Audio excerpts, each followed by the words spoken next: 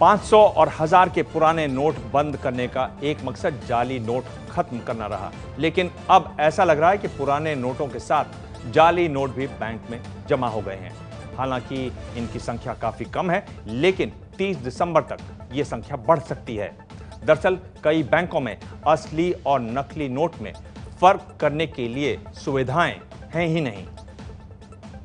मोदी सरकार के नोटबंदी के फैसले का एक उद्देश्य देश में जाली नोटों को खत्म करना भी था। इंडियन स्टैटिस्टिकल इंस्टीट्यूट की एक रिपोर्ट बताती है कि देश में 400 करोड़ रुपए के करीब जाली नोट हैं।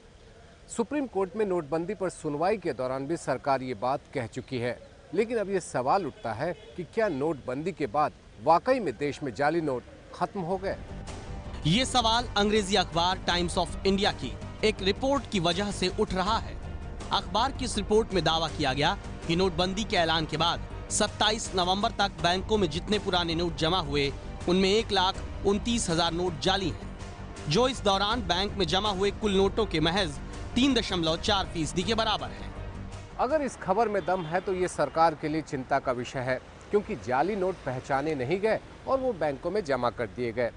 बैंक या तो अब तक इन नोटों के बदले नए नोट जारी कर दिए होंगे या फिर ये रकम ग्राहकों के खाते में जमा कर दिए गए होंगे, जिसका इस्तेमाल ग्राहक बाद में एक वैध करेंसी के तौर पर कर सकता है। दोनों ही हालात में ये घाटे का सौदा है बैंकों के लिए।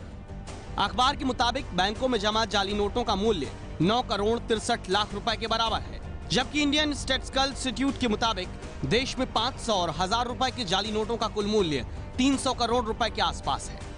दावा किया जा रहा है कि बैंकों के पास जितने जाली नोट आए हैं वो कुल नकली नोटों के 3.2% के बराबर है।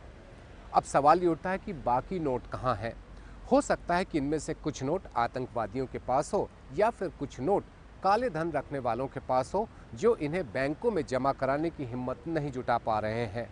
ये भी हो सकता है कि 30 दिसंबर की डेडलाइन के पहले इनमें से कुछ नोट बैंकों में जमा भी हो जाएं। एबीपी न्यूज ने अखबार में छपी इस खबर के बारे में और जानकारी हासिल करने के लिए वित्त मंत्रालय के ऊंचे पदों पर बैठे सूत्रों से बात की तो अहम जानकारी सामने आई। इस बारे में पूछे जाने पर वित्त मंत्रालय के उच्च पदस्थ सूत्रों ने माना कि बैंकों में जमा हुए भारी नोटों में कुछ नोट जाली हो सकते हैं, क्योंकि कई जगहों पर नोट की जांच के लिए बुनियादी सुविधाएं उपलब्ध नहीं है। हालांकि वो ये नहीं बता पा रहे हैं कि कितने नोट ऐसे हैं जो जाली हैं और जमा हुए हैं। Shishir Sinha, ABP news, Delhi.